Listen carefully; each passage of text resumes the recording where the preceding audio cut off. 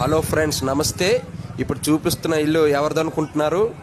అన్నయ్య మెగాస్టార్ అన్నయ్య ఇల్లు. మెగాస్టార్ చిరంజీవి గారు చిన్నప్పుడు పుట్టిన ఇల్లు మాత్రం చాలా నీట్గా ఉంది.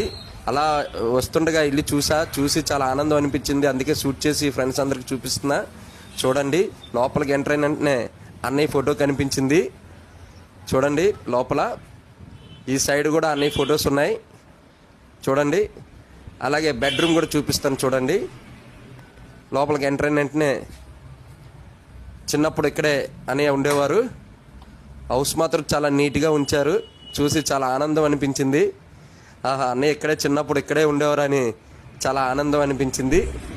తర్వాత చెన్నై వెళ్ళిపోయారు అనుకోండి.